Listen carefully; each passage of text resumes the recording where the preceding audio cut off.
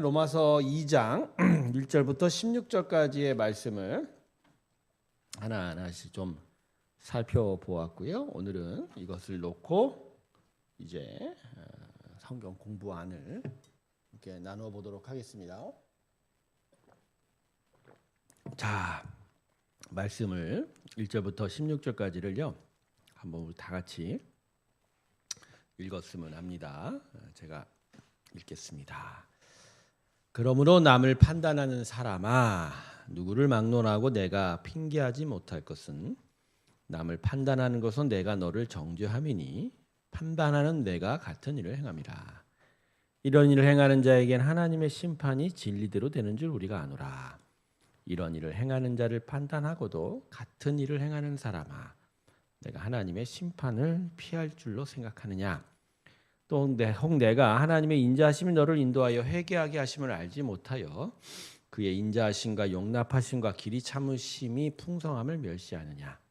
다만 내 고집과 회개하지 아니한 마음을 따라 진노의 날 곧 하나님의 의로우신 심판이 나타나는 그날에 임할 진노를 내게 쌓는도다. 하나님께서 각 사람에게 그 행한 대로 보응하시되 참고 선을 행하여 영광과 존귀와 썩지 아니함을 구하는 자에게 영생으로 하시고 오직 당을 지어 진리를 따르지 아니하고 불의를 따르는 자에게는 진노와 분노로 하시리라.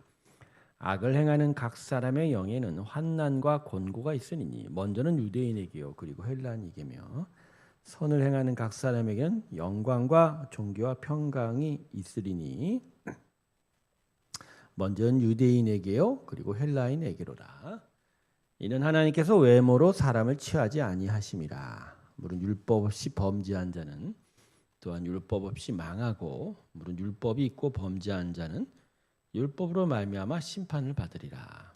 하나님 앞에서는 율법을 듣는 자가 의인이 아니요 오직 율법을 행하는 자라야 의롭다 하심을 얻으리니 율법 없는 이방인이 본성으로 율법을 행할 때는 이 사람은 율법이 없어도 자기가 자기에게 율법이 되나니 이런 이들은 그 양심이 증거가 되어 그 생각들이 서로 혹은 고발하며 혹은 변명하며 그 마음이 새긴 율법의 행위를 나타내느니라. 곧 나의 복 이른 바와 같이 하나님이 예수 그리스도로 말미암아 사람들의 은밀한 것을 심판하시는 그날이라. 아멘. 자, 넓은 그림 보기 한번 볼까요?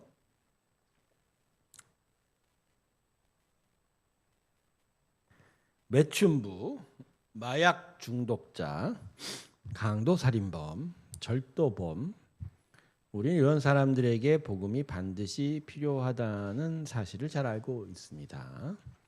그러나 소위 선량한 사람, 대학에 평생 모은 돈을 기부한 할머니, 지하철 선로에 쓰러진 여자를 구하러 선로에 뛰어든 용감한 젊은이 같은 사람은 어떨까? 이들은 선하고 착하게 세상을 살아가기 때문에 복음이 필요 없는 사람은 아닌가요? 자, 여기에 질문을 하나 던져봅니다. 웬만한 성도들보다 더 깨끗하고 성실한 삶을 사는 불신자에게도 과연 복음이 필요한 것일까 하는 생각을 해본 적이 있을까? 네, 여러분 그런 생각 해보신 적 있으세요? 네. 왜 그런 생각을 해보셨습니까?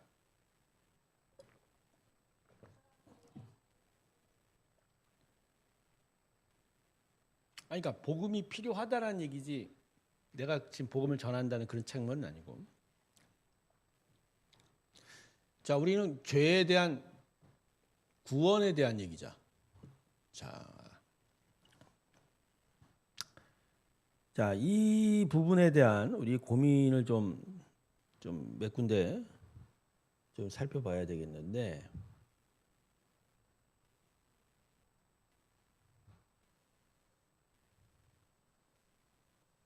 자, 이게 무슨 얘기냐면요.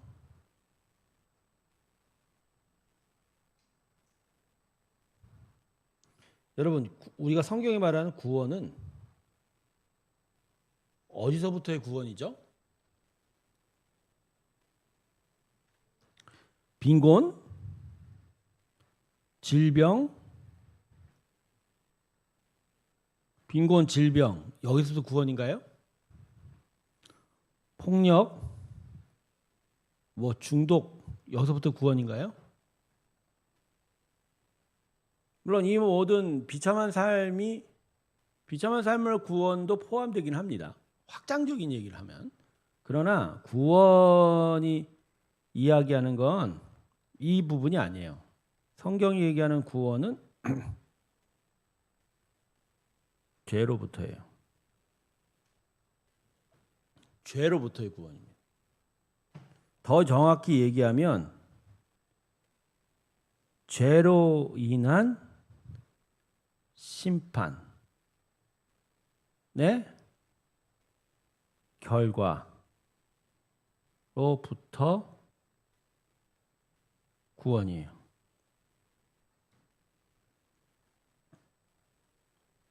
자, 죄로 인한 심판은 결국 뭐죠? 영원한 사망이죠.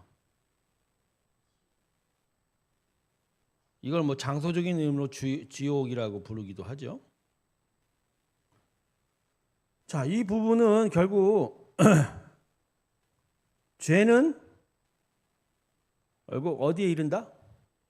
사망에 이른다.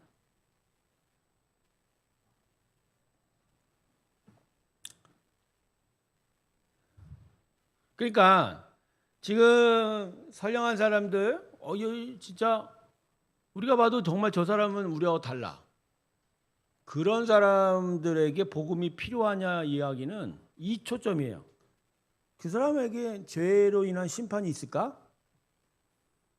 영원한 사망인 지옥으로 그 사람이 지옥에 처하게 되는 일이 나타날 수 있을까? 거기에 대한 얘기잖아요. 그죠? 악인들이 저렇게 뭐 저런 죄를 짓고 살아. 지옥에 갈 사람들아. 쉽게 얘기하죠. 근데 저렇게 지하철에 뛰어든 쓰러진 여자를 구하러 선로에 뛰어든 용감한 젊은이 같은 사람. 일본에 가서 이러한 선행을 한 의인이 있죠. 그 이름을 제가 까먹었네. 우리 한국인인데 한국인 젊은 사람. 이 성이 이씨인데 의인이라고 그러죠. 일본 사회에서는. 똑같은 이런 말. 근데 이런 사람들에게 복음이 필요할까라는 얘기는 이 사람은 당연히 구원받는다라는 거잖아요. 그러니까 우리는 그런 생각을 하잖아요. 근데요, 이 사람들이 정말 완전한 의인이냐는 거죠. 완전한 의인이냐는 얘기죠. 그 부분에 대한 판단은 우리가 할 수 있는 얘기는 아니죠. 그러니까 이 부분은 과연 이제 복음을 어떻게 보는 문제하고 관련돼 있고 죄로부터 구원, 아까도 얘기했지만 죄로부터 구원이라는 건 이제 영원한 사망이죠. 죄에 대한 심판이니까. 그래 이 부분을 적용해 본다면 우리는 이렇게 얘기할 수 있죠. 이제 로마서 3장 가면 나오는 얘기지만 의인은 하나도 없다라는 거죠. 이 사람들이 정말 하나님이 보시기에 완전한 의인인가 이 부분은 고민할 필요가 있다라는 거죠. 자, 이렇게 한번 우리의 죄에 대한 우리의 죄에 대한 생각을 좀 해보고 이제 다음 페이지 넘어가도록 하겠습니다. 자, 본문을 하나씩 관찰해 보도록 하겠습니다. 오늘 본문은요 좀 긴 본문이죠. 지난주에 살펴보기가 참 어려웠는데 세 파트로 나눠집니다. 세 파트로. 그래서 첫 번째 파트를 함께 보도록 하겠습니다. 그것은 1절부터 4절까지에 대한 내용입니다. 자, 이 내용에 대한 질문을 던지죠. 처음 질문 두 번째. 남보다 선하다고 은근한 자부심을 가지고 있는 사람에게는 남을 비판하는 성향이 강합니다. 그래서 사도 바울은 1절에서 그런 사람들을 가리켜 남을 판단하는 사람이라고 부르고 있습니다.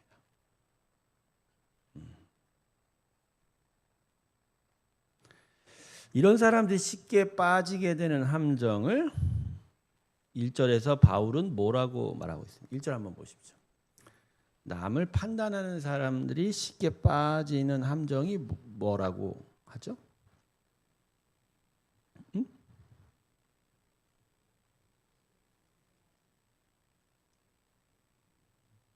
남을 판단하는 사람 누구를 막론하고 내게 핑계하지 못할 것은 남을 판단하는 것으로 내가 너를 정죄함이니. 이거는 이런 거죠. 즉 남을 판단하는 대로 스스로가 정죄한다는 거죠. 자기를. 그러니까 남을 판단하기 좋아하는 사람이 결국 빠지는 함정은 자기가 남을 판단하는 대로 자기 스스로를 판단받는다는. 그때 사실 깨닫지 못해요. 사람들 앞에서 이거 이렇게 해야 됩니다. 막 가장 강력하게 주장하고서 그것 때문에 당신 못된 놈이야, 잘못된 사람이야. 정말 그렇게 하면 안 돼. 막 소리치고. 근데 그 사람을 그런 말을 강하게 하고 자주 하고 공공연히 하는 사람들 보면 대부분 그 사람조차가 그런 말에 자기 스스로 정죄당하죠. 이런 사람들한테 우리가 뭐라고 그래요? 가끔 지는 그러잖아요. 아주 쉬운 얘기겠죠. 단어 2개입니다. 하나, 2글자. 뭐죠? 지는 넌 똑바로 하냐 이거지.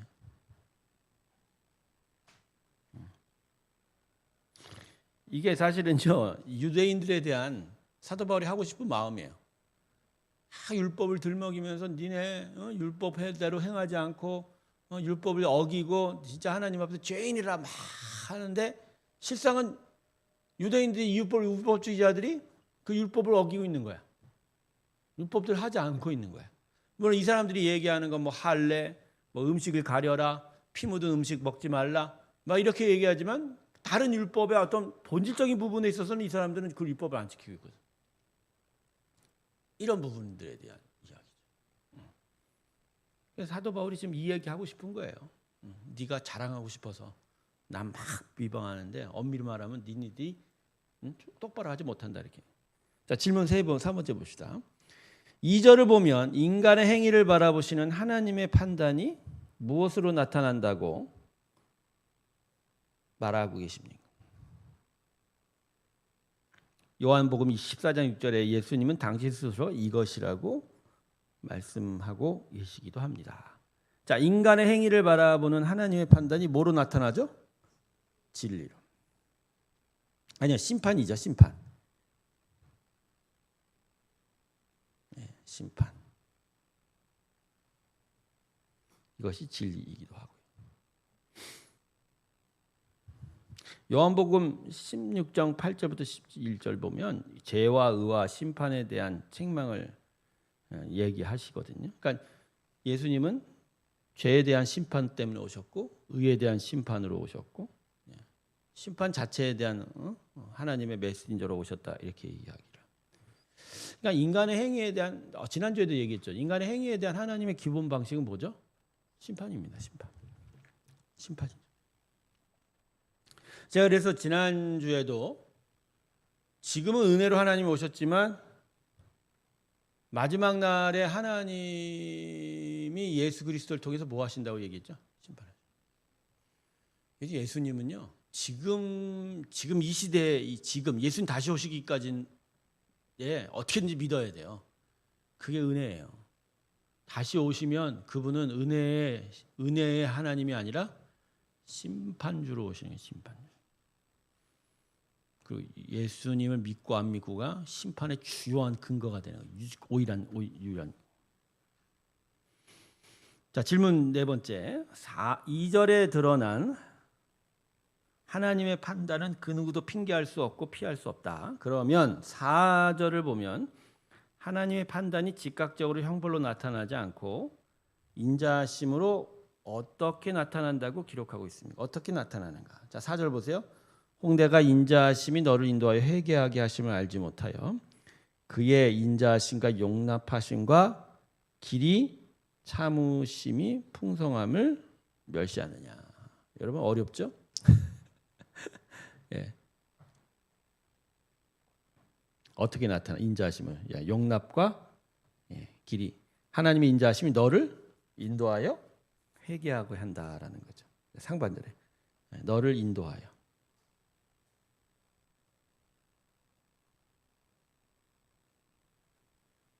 회개하려고 하십니다.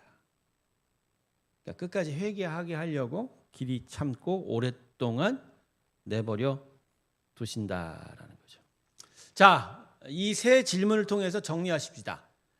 하나님이 인간의 행위에 대하여 드러내시는 기준 첫 번째는 심판입니다. 심판이에요. 물론 여기 안에는 모든 사람이 다 죄인이어서 심판 피할 수 없다라는 얘기도 숨겨져 있습니다. 이건 이제 나중에 로마서 3장 가면 좀 더 분명하게 이야기하는 거고요. 두 번째, 그러나 이 심판이 지금 지연되고 있어요. 지연되고 있어요. 왜냐하면 하나님은 회개하기를 원하시기 때문에 그러니까 그 마음이 돌아서길 바라기 때문에. 그래서 지금은 즉각적인 심판이 아니라 길이 참으신다는 거예요. 이게 하나님의 기본적인 우리 인간의 죄에 대한 방침이다라는 거죠. 여러분, 원래 이 로마서 2장 1절부터 16절 대단히 어려운 말씀입니다. 어려운 말씀, 쉬운 것 같지만 말씀이 막 배배 꼬여 있는 것 같아요. 근데 심플하게 생각하시면 돼요. 하나님은 모든 인간의 행위에 대해서 뭐 하신다? 심판하신다. 다만 그 심판은 지금 무슨 이유든지 지연되고 있다. 왜? 그 당신의 인자하심이 우리로 하여금 회개하게, 죄인들이 돌아서기를 원하기 때문이다라는 거죠. 자, 두 번째 파트로 가죠. 이 5절부터 11절입니다. 자, 인간의 행위에 대해서 하나님이 어떤 식으로 생각하시느냐. 자, 5번. 하나님은 각 사람에게 무엇을 근거로 보응하고 계십니까? 5절 읽어보세요. 5절. 다만 내 고집과 회개하지 아니한 마음을 따라 진노의 날, 곧 하나님이 의로운 심판이 나타나는 그날에 임할 진노를 내게 쌓는도다. 6절. 하나님께는 각 사람에게 그 행하시는 대로 보응하시되. 7절. 참고 선을 향하여 안관과 종교와 썩지 않을 구하는 자에겐 영생으로 하시고. 8절. 오직 당을 지어 진리를 따르지 아니하고 불의를 따르는 자에게는 진노와 분노로 하시라.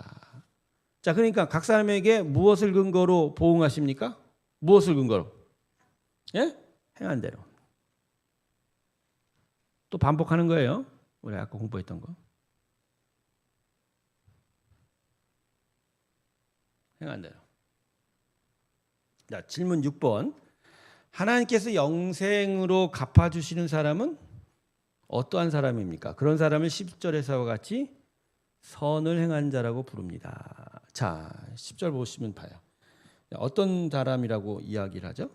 영생으로 갚아주시는 사람은 7절에 있습니다. 참고, 그 다음에 선을 행하고, 그 다음에 영광과 존귀와 썩지 아니함을 구하는, 즉 영원한 세상을 꿈꾸는 자, 기대하는 자, 구하는 자.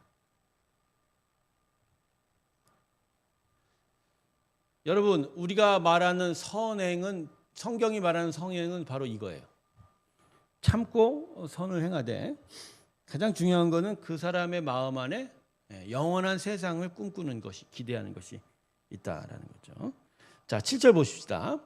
하나님께서 진노와 형벌로 갚아주는 사람은 또 어떤 사람이라고 이야기하고 있습니까?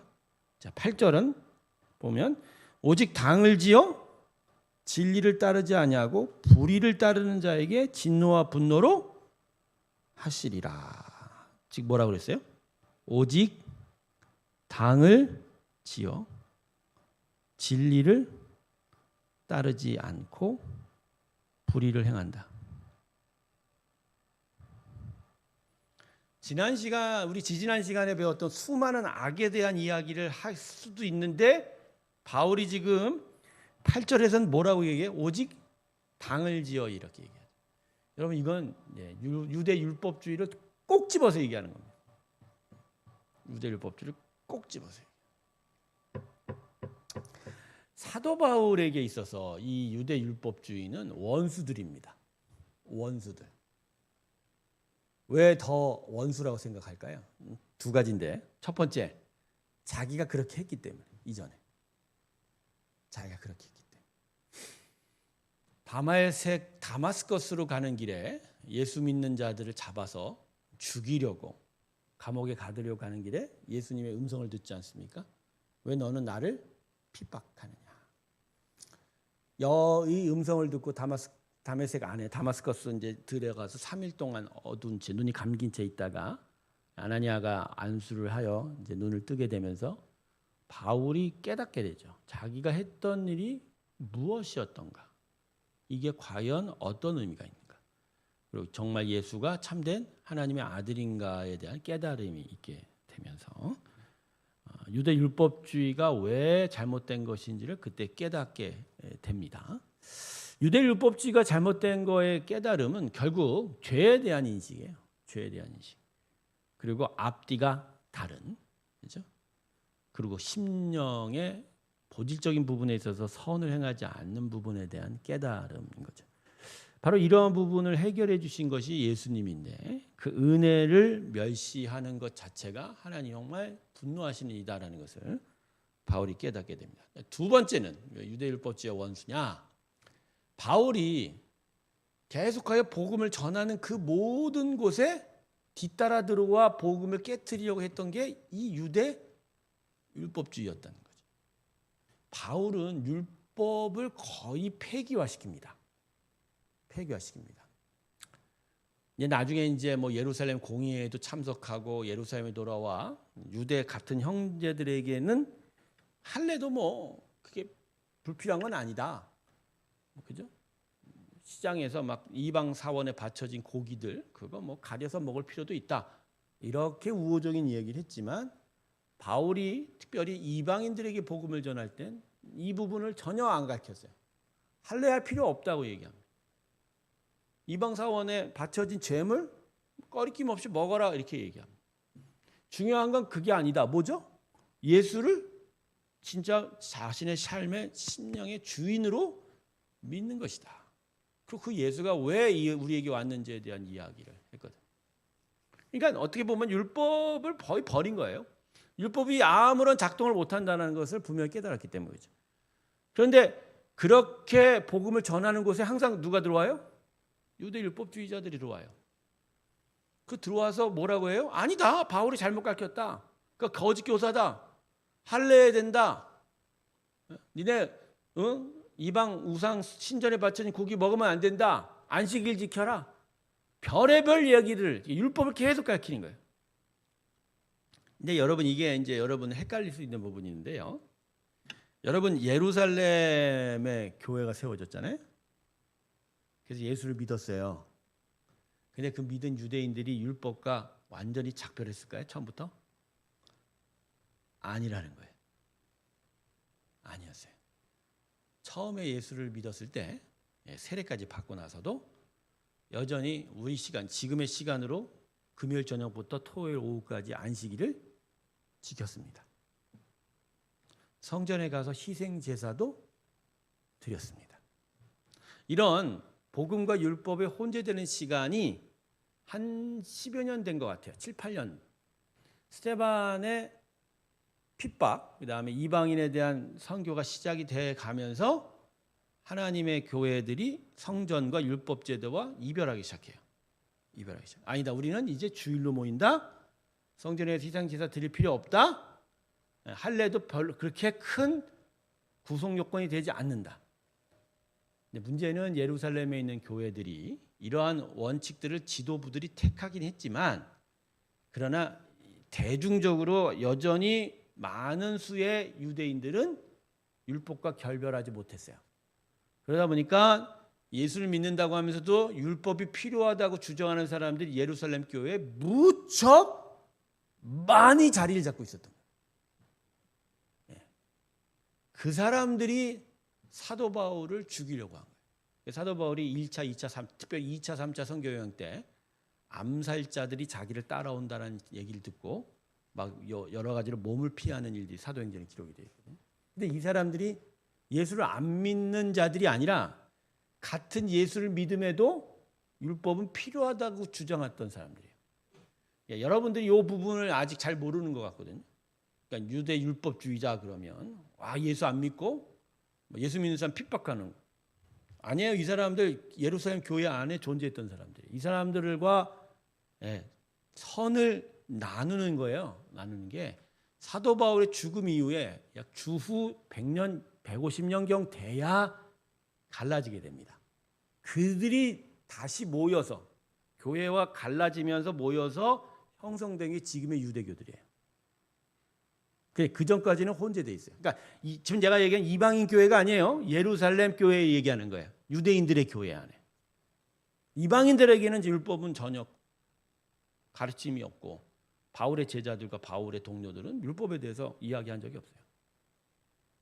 근데 그 바로 이 이방인의 교회에 마치 예수를 믿는 사람인 척 들어왔는데 실상은 뭐죠? 예수가 아니라 율법을.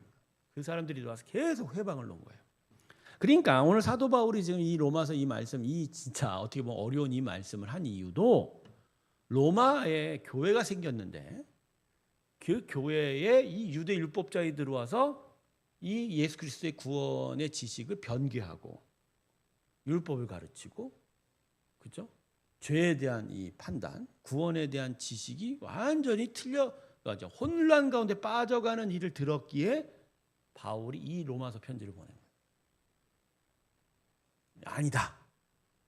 니들 잘못 가르치는 거다. 이 사람들 경계해라. 내가 직접 너희에게 가서 내가 복음을 전하고 싶다. 이렇게 얘기해요. 자, 무슨 얘기인지 알겠죠? 이 배경이 그런 거예요. 그러다 보니까 질문 7절에 악을 행하는 자 그러면 진실한 시간에 배웠던 로마서 1장 18절 이후에 수많은 악에 대한 이야기를 하면 돼요. 그런 사람들이 악을 행하죠. 근데 꼭 집어서 지금 바울이 뭐라 그래요? 오직 당을 지어. 즉 진리를 따르지 않고 복음을 따르지 않고 뭘 행한다?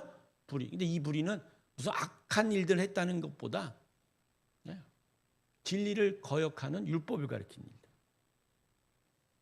거기에 대해서 하나님께서 뭐 하신다고요? 진노와 분노로 하시리라. 자, 여러분 이제 이해 좀 하시겠죠? 자, 그다음 페이지 넘어가겠습니다. 마지막 8번입니다. 질문 8번. 자, 하나님께서는 외모로 사람을 취하지 않으신다는 것에 무슨 의미입니까? 우린 이 말씀을 너무나도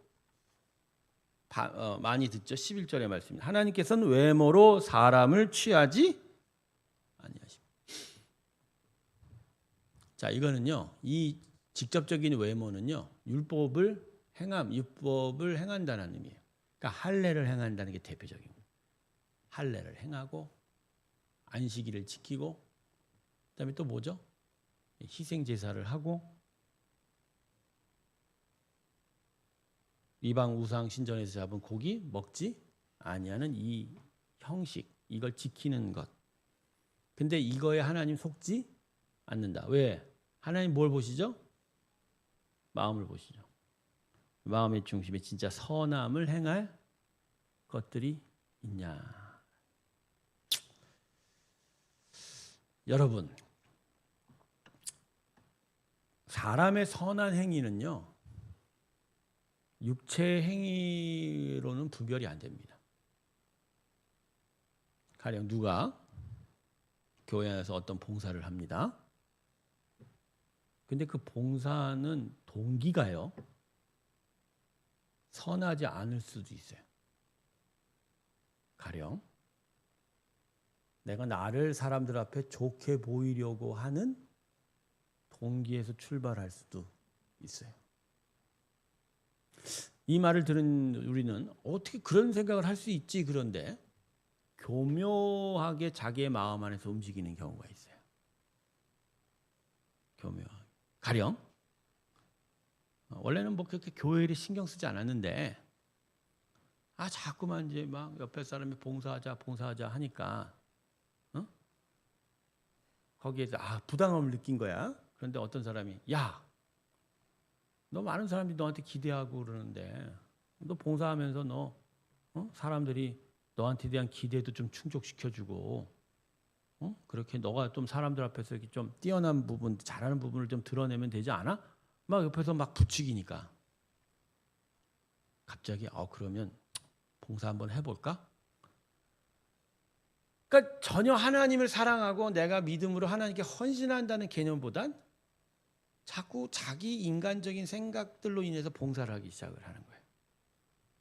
근데 그렇게 봉사를 하다 보니까 하나님이 나타나는 게 아니라 뭐가 나타나요? 자기가 나타나요. 자기를 막 드러내 보이려고 그러고 자기가 잘하는 것에 대한 인정받고 싶고 자기가 다른 사람보다 괜찮은 사람이라는 것을 막 확증하고 싶고 자랑하고 싶고 그런 일들이 나타나죠. 겉으로 볼 때 사람 저 사람 믿음 있다. 저 사람 저렇게 봉사 잘하고 하냐. 근데 마음속의 속마음은 뭐죠? 하나님이 아니라 자기일 수 있다는 거죠. 사람의 마음은 단순하지 않아요. 사실 복잡한 마음일 거예요. 그러니까 어떤 일을 행함에 있어서요, 그 동기가요 하나이지는 않을 거예요. 대단한 많은 마음들이 서로 복합되어 있을 수 있어요. 근데 복합되어 있는데 그럼에도 불구하고 그 가장 중요한 동기를 가지는 부분은 하나님이 아신다는 거죠. 성도 여러분, 하나님이 우리 마음의 중심을 다 알고 계십니다. 우리가 겉으로 사람들한테 보여진 거에 하나님은 속는 분이 아니세요. 그래서 제가 성도님들한테 가끔 좀 이상한 얘기하죠. 헌금 내지 말라고. 아니, 교회 공동체를 끌고 가는데 필요한 물질의 흐름이 있어요. 필요해요. 그런데도 불구하고 그죠? 교회 어떤 공동체를 리드해가는 어떤 리더로서의 목사가 갑자기 헌금 내지 말라는 거는 앞뒤 안 맞는 얘기도 있을 거예요. 필요할 수 있는데. 근데 왜 그럴까요? 헌금 내면서 하나님에 대한 헌신이 아니라 자기 자신 드러내는 거. 그 하나님이 당신에게 의라고 얘기하지 않는다는 거예요. 않는다는 거예요. 주변 사람 신경 쓰면서 눈치 보고 다른 사람이 나를 어떻게 볼까? 그리고 나는 다른 사람에게 어떤 존재인가? 제가 오늘 새벽 예배 때 그런 얘기를 했습니다. 신앙의 성장과 성숙이 이루어지면 이루어질수록 도토리 키재기가 포기된다고. 키재기가 필요된다. 여러분의 인생 속에서 끊임없이 우리가 뭐 하는 줄 아십니까? 다른 사람과 키재입니다. 심지어 너는 아침에 라면 먹었냐? 난 뜨뜻한 밥 먹었다. 이것까지도 키재죠. 키재요. 근데 키를 잰다는 건 무슨 의미죠? 자기 자신이 있다는 거죠. 그 남보다 조금이라도 잘나고 싶은 마음. 그 자기 자신에 대한 사랑, 자기 인정이잖아요. 근데 신앙의 성장과 성숙은 결국 초점이 뭐죠? 하나님의 은혜예요. 그 은혜가 점점 더 커져가는 거예요. 그 은혜가 너무너무 크기 때문에 자기가 아마 뭐 요만큼 키가 크다라는 게 의미가 있다 없다? 없어져요. 그게 성숙이거든요. 그게 신앙의 성장이에요. 그러다 보면 그 은혜의 크심 안에 결국 신앙인은 뭘 포기해요? 키재기를 포기하는 거예요. 남들보다 좋은 대학교 나오고 남들보다 좋은 직장에 있고 남들보다 조금이라도 더 벌고 남들보다 내 자녀가 잘 되고 남들보다 뭐 내 가정이 좋아 보이고 남들보다 더 좋은 곳 여행 가고 남들보다 더 맛있는 거 먹고 가끔 이렇게 성도들이 이야기하는 거 보면 그래 넌 이거 먹었냐? 나는 더 가서 또 더 맛있는 거 먹었다. 너는 어디 갔다 왔냐? 나는 더 멋지고 훌륭한 것 같다. 이것도 자랑이 되는 것 같아. 근데 이거가 무너지는 거예요. 무너지는 거예요. 자, 제가 지금 무슨 얘기를 했습니까? 신앙에 있어서 하나님이 보시는 건 마음의 본질이에요.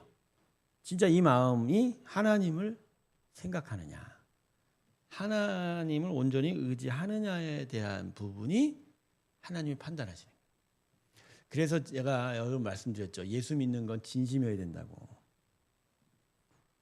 교회 나오고 예배실에 오고 입으로 아멘을 하고 뭐 비스무리한 봉사를 한다고 진짜 그 사람 예수 믿는 건 결코 아니라는 거예요. 하나님 그걸 통해서 너 예수 믿는구나 확인하지 않아요. 진짜 예수님 확인하는, 하나님 확인하시는 예수님에 대한 믿음은 이 마음 안에서 진심을 해. 진심이냐는 거예요. 그래서 그 진심 때문에 하나님이 우리에게 테스트하십니다. 그게 진심이냐고 생각해 보게 만든다는 거예요. 스스로가 그 진심인지를 확인하고 아니면 되돌이키게 만들어가는 경우가 많아요. 그런 의미에서 인생의 고난이 찾아오기도 합니다. 하나님은 이 세상에서 우리가 뭐 떵떵거리고 사는 거 별 관심 없어요. 그분의 관심은 우리의 영혼이, 그죠? 회개하고 우리의 영혼을 얻어 우리의 영혼이 어디로 가길 바래요? 천국에. 거기야말로 영원토록 사는 곳이잖아요. 그 영원한 삶을 얻게 하는 게 하나님이 우리에게 바라시는 거예요. 그러다 보니까 하나님은 우리에게 시련 주시는 것을 절대 주저하지 않습니다. 시련 가운데 되돌아서기만 한다면, 진심으로 하나님을 섬기기라도 한다면 그거야말로 그 인생의 복이기 때문에, 그죠? 복이라고 생각하시고. 여러분, 하나님을 진심으로 섬기시길 주님의 이름으로 축원합니다. 네, 절대로 외모로 나오지 마십시오. 하나님 앞에.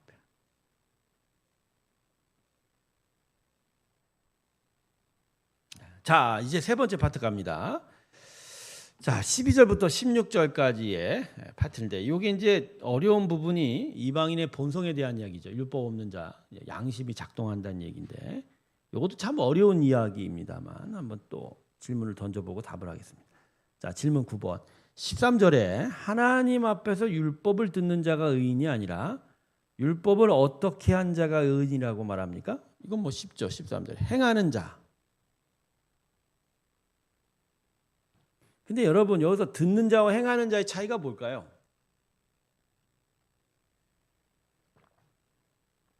이 얘기를 왜 썼을까요? 아까도 얘기했지만 이거의 직접적인 대상은 유대 율법주의라고 했잖아요. 근데 율법주의자들은 율법을 어떤 부분에서는 행하잖아요. 근데 왜 그 사람들에게 지금 바울이 율법을 듣는 자가 아니라 행하는 자가 하나님이 의인으로 인정한다 이렇게 얘기하죠? 이 얘기가 어떤 의미죠? 바울의 의미는? 첫 번째는요, 다 행하지 않는데 다 행했다고 얘기한다 이거야. 그 부분이 돼요. 그 부분이 돼요. 두 번째, 그래서 다 행하지도 않으면서도, 그죠? 마치 자기가 듣고 있는, 지식으로 알고 있는 것만 있는데 그걸 의라고 자기가 고집한다, 자기를 자랑하기도 한다라는 거죠. 이거 대단히 중요한 얘기입니다. 여러분, 우리가 예수를 믿는다고 하지만 우리가 이 율법의 예수의 복음이라고 대체하면요, 복음을 듣는 자가 아니라 복음을 행하는 자가 되죠. 이건 바로 야고보서가 이야기하는 행하는 믿음이죠. 똑같은 거예요. 여러분은 율법을 듣는 자입니까? 아니, 그러니까 복음을 듣는 자입니까? 아니면 복음을 행하는 자입니까? 아, 목사님 나는 아멘만 하는데요. 교회도 잘 다니는데, 그거 아니라고 했어요, 제가. 물론 세상 사람들과 달리 교회를, 그러니까 예배당에 출석을 하고 예배 드리는 거야 행위이긴 하죠. 행위이긴 하지만 그게 전부는 아니죠.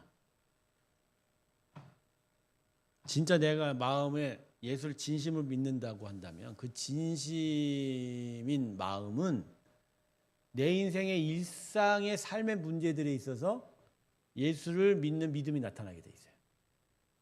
종교적인 형식으로 그냥 주일에 한 번 예배당에 오고 예배 드리는 그런 행동으로만 하나님께서 복음을 행하는 자라고 판단하지 않는다는 거죠. 이 부분에 대해서 고민 많이 하셔야 됩니다.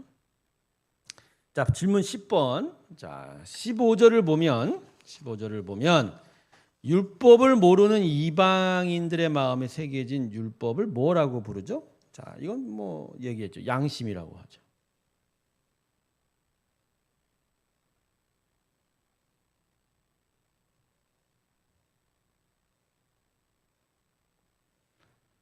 그러니까 하나님은 이스라엘 백성들에게 율법을 주셔서 그 율법대로 하나님이 원하시는 의의 삶을 살아가도록 가르치셨고, 그러나 하나님 모르는 자들에게는 율법을 준 적이 없죠. 받지 않았으니까. 하지만 거기에는 기본적으로 양심이라는 게 있어서 그 양심이 그 율법과 같은 작동을 하게 된다라는. 근데 제가 지난 시간에 얘기했죠. 양심이 화인 맞은 자, 양심이 작동하는 자는 어떻게 합니까? 진짜 방법이 없는 거죠. 방법.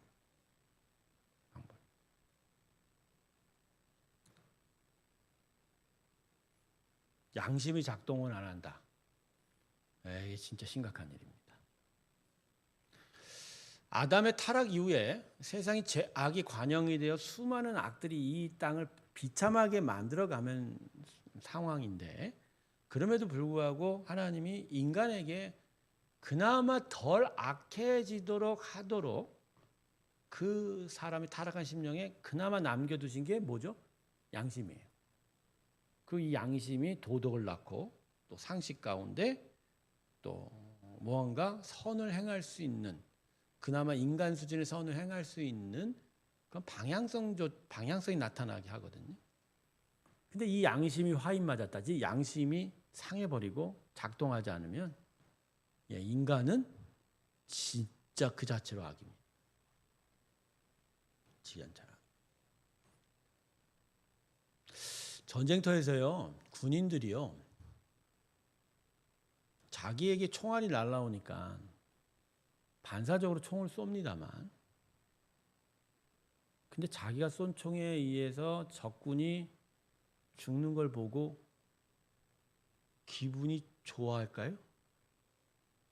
안 그래요. 대부분의 사람들이 전투가 끝난 다음에 대단히 아파한다. 그러니까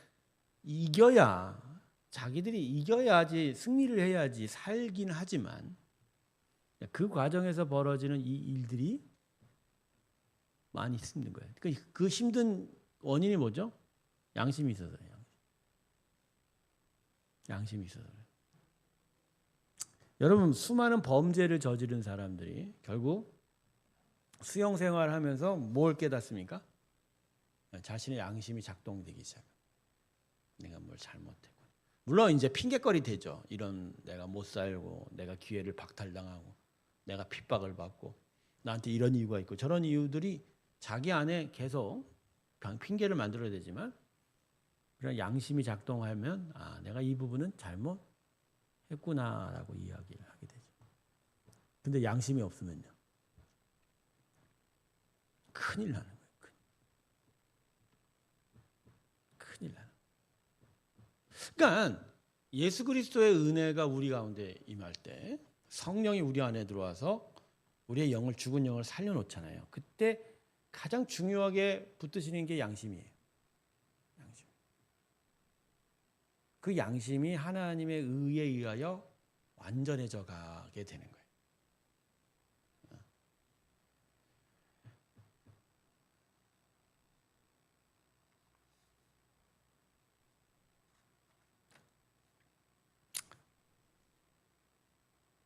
자, 질문 11번. 하나님께서 사람의 은밀한 부분까지도 심판하실 때 누구로 말미암아 심판하시겠다 합니까? 이게 가장 어려운 말씀이죠. 이게 우리 본문 마지막 말씀이죠. 16절에. 그죠? 곧 나의 복음에 이른 바와 같이 하나님이 예수 그리스도로 말미암아 사람들의 은밀한 것을 심판하시는 그날이라. 이게 은밀한, 감춰진 거라는 거잖아요. 그러니까 겉으로 외모적으로는 막 자기가 의롭다라고 자랑을 하고 드러난 거지만 실제로 이 마음 안에 악이 있는데 그 은밀한 거 다른 사람 못 본다는 거죠. 은밀한 거. 근데 마지막 날에 예수로 말미암아 그걸 심판하신다. 심판하신다. 여러분, 하나님은 우리의 모든 것을 아십니다. 가끔이 아니라 종종 겁납니다. 두렵습니다. 이 모든 것을 다 아신다는. 오늘도 우리의 한 행위는 저 하늘의 행위록에 몽땅 다 기록되고 있을 겁니다. 근데 행위만 기록되지 않죠. 우리의 마음이 어떤 마음을 가졌는지조차도. 마음속으로 누굴 욕했거나 마음속으로 악을 도모했거나 마음속으로 잔꾀를 냈거나 마음속으로 나쁜 일들을 생각했거나 그죠? 그냥 습관적으로 내뱉는 아우 짜증나 아우 그냥 욕하는 그 모든 것까지도 하나님이 다 알고 기록하신다는 거죠. 그런데 그 모든 일들이 마지막 날이 예수로 말미암아 심판하신다. 자, 어려운 말씀이지만 2시간 걸쳐서 잘 살펴보았는데 결국 그거예요. 예. 사도 바울이 이야기하고 싶은 건 그겁니다. 우리 모두가 죄인이라는 거예요. 인생은 다 죄라는 거예요. 그래서 죄인인 상태에서 누구 보고 자기를 나는 의롭다, 너는 죄인이다 말할 수 없다라는 거예요. 말할 수 없다. 그러니까 유대 율법주의자들이 바로 이 부분이 잘못됐다라는 거죠. 자, 한번 정리를 해보겠습니다. 자, 정리. 우리 모두가 예수 그리스도로 말미암아 심판을 받는다는 것의 의미를 오늘 본문 마지막 절 로마서 2장 16절을 통해서 생각해 보도록 합니다. 자, 우리는 예수님으로 인하여 구원받는다고만 생각을 했는데 오늘 본문 말씀은 예수 그리스도로 말미암아 심판을 받는다. 자, 2분 정도, 3분 정도 시간 드리겠습니다. 의미를 한번 생각해 보는 시간 갖도록 하겠습니다.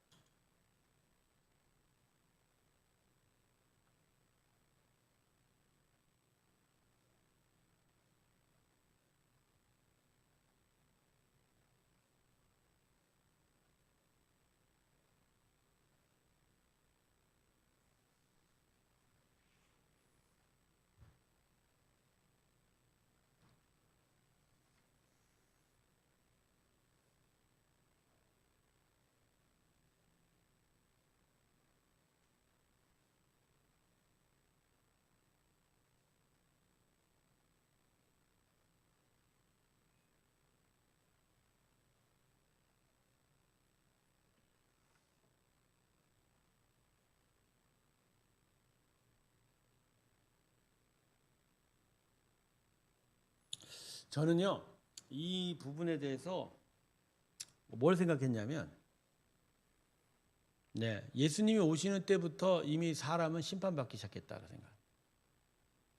이제 물론 구원이라는 측면에서는 죄인들이 예수님을 통한 속죄의 은혜를 통해서 하나님의 영원한 새 생명으로 구원을 받게 되죠. 하지만 예수님이 오신 그때부터 세상은 갈려지기 시작하는 거예요. 갈려지기 시작하죠. 예수를 믿는 자들은 영원한 세상으로 가는 거고, 예수님을 거부하고 거역하고 예수의 복음을 구하지 않는 자들은 이미 그때부터 어떻게 된다고요? 구원받지 못하는 사망, 영원한 사망으로 갈려가게 됩니다. 그러니까 어떻게 보면 구원이라는 건 심판과 별반 다르지 않은 거예요. 구원과 심판은 같은 말일 수 있어요. 누구에게는 구원인데 그것이 누구에게는 심판이죠. 그러니까 예수님이 2000년 전 골고다에 돌아가신 이 땅에 오신 그 순간부터 이미 심판이 시작됐다. 심판이 시작됐다.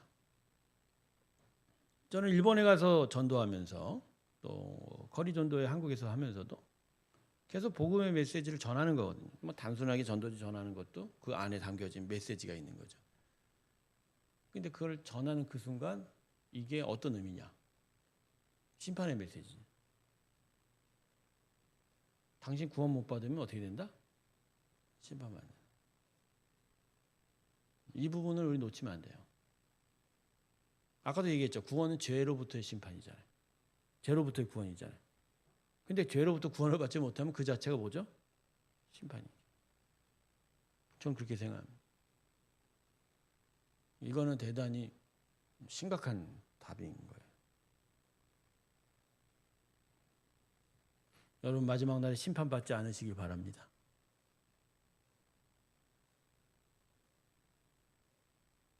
세상 사람들은, 많은 사람들이 자기가 심판의 대상이라는 것 자체가 싫어요. 상당히 불편해요. 그죠? 뭐 누구로부터 비난받는 것 자체를 막 불편하게 생각하는데, 근데 피할 수 없는 사실이에요. 모든 인생은 결국 하나님 심판하시는 거예요. 그게 예수 그리스도로 인해서 더 분명해진 거예요. 그러니까 이 메시지가, 이게 예수 천당 불신 지옥이라는 메시지가 결국 틀린 건 아니에요. 그게 문화적 양식, 뭐 불편한 것 때문에 스타일상 거친 것이 된다라는, 뭐 아무에게나 막 예수 천당 불신 지옥 하면 막 너 나한테 욕하냐 그러지만, 사실 하나님이 지금 선포하는 메시지가 이거예요. 나의 심판은 시작됐어요. 하나님의 심판이 됩니다. 여러분 지금 세상이 심판받고 있다는 거 인정하십니까? 하나님 심판하고 계시다는 거 인정하시냐고요? 이 분명한 이 영적 깨달음이 있기를 원합니다. 심판받고 있는. 자, 마지막 질문 하나 하고 오늘 시간 마치도록 하겠습니다. 자, 우리 죄에 대한,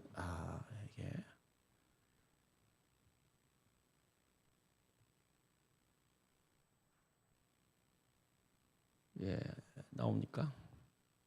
안 나와? 우리 죄에 대한,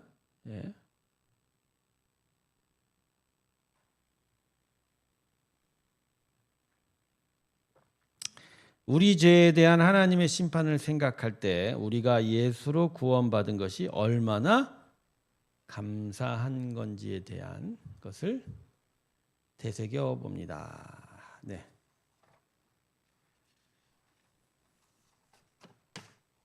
저는 이 질문을 던지면서 한 3년 전인가 우리 청년들하고 수련회 가서 레위기 말씀을 살펴봤을 때를 좀 생각해 봅니다.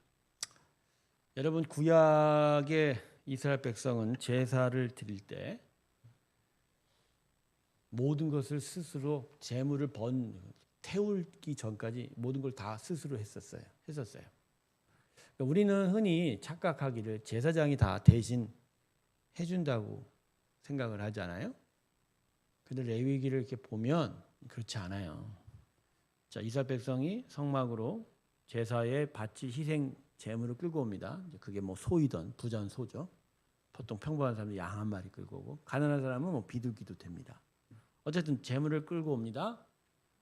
끌고 오면 그 제물에다가 안수를 해요. 스스로가. 그 안수를 통해서 전가를 시킵니다. 나의 죄악을 이 제물에 싣습니다. 이 죄악에 대해서 내가 죽어야 되지만 나를 은혜로 오늘 봐주시고 대신 이 제물을 나의 죄악의 대가로 바칩니다. 용서해 주십시오. 그럼 전가를 합니다. 자, 그리고 나서 사람들은 제사장이 다 하는 줄 아닙니다. 그 제물을 누가 죽여요? 자기가 죽여요. 자기가 죽이는 거예요. 그러면 이제 그 성막 안에 제물을 죽이는 도구들이 마련돼 있을 거예요. 그게 뭐 정이든 망치든 뭐든. 근데 여러분 동물을 죽일 때 단 한 번에 죽이기가 쉽습니까? 바퀴벌레만 하나 나타나도 온 난리 법석을 떠는 우리 여성들을 생각해 보면, 심지어 모기 파리 하나 죽이는 것도 힘들어하는 남성분들이 있어요. 그런데 자기 앞에 그나마 크기가 있는 움직이는 그 동물을 죽인다는 거. 그리고 그 재물이 자기를 향해 눈을 똑바로 쳐다보고 있을 때 그걸 죽이기가 쉽습니까? 그걸 죽여야 돼요. 죽이는 거예요. 그리고 죽이고 그 정확하게 죽였다고 쳐요. 죽이고 나서 각 뜨는 건 누가 알죠? 본인이 해야 돼요. 각 뜨는 것까지. 각을 뜨면, 각 뜨는 게 뭐냐면 토막 낸다고. 그리고 나면 제사장들이 내장 뭐 완전히 불태워 버릴 거, 뭐 구별될 거 다 나눠서 번제단에 올려가는. 여러분 이 과정 속에서 이스라엘 백성이 무엇을 느낄까요? 온몸에 피가 범벅이 되고 온 사방에 피가 터지고 그 잔인하고 피비린내 나는 그 속에서 그 희생 제사 속에서 이 이스라엘 백성이 뭘 느끼겠냐고요. 뭘 보죠? 자기의 죄에 대한 심각성. 그리고 이 죄의 대가가 이거라는 거예요. 근데 대가로 죽는 게 내가 아니라 이 양과 소와 염소와 이 비둘기라는 걸 보면 감사를 느끼는 거죠. 감사를 느끼는 거예요. 여러분 예수님이 우리를 구원했다는 건 지식적인 부분이 아니고 사상적이고 철학적인 그런 게 아닙니다. 예, 진짜 훗날 마지막 날에 있을 심판이 면제가 되는 너무 놀라운 은혜인 거예요. 이게 진짜 감사한 겁니다. 우리가 지난주에 성찬을 하면서도 주께서 우리를 위해 대신 죽으신 거의 은혜에 대한 우리가 참 고백을 하고 감사의 성찬을 받았는데 그 은혜 고백이 항상 나에 대한 하나님의 구원이 무엇을 의미하는지에 대해서 매일매일 자주 되돌아봐야 합니다. 자, 이번 강의의 결국 최종 결론은 이겁니다. 우리 죄에 대한 하나님의 뭐라고요? 심판이다. 오늘도 하나님은 어쩌면 심판하고 계실지도 모릅니다. 세상을. 그 심판 가운데서 예수님의 구원의 은혜를 또한 동시에 베풀어 주고 있다는 것이 성경이 우리에게 이야기하는 것입니다. 오늘 귀한 이 은혜가 저와 여러분 가운데 함께하기 주님의 이름으로 축원합니다. 네, 기도하겠습니다.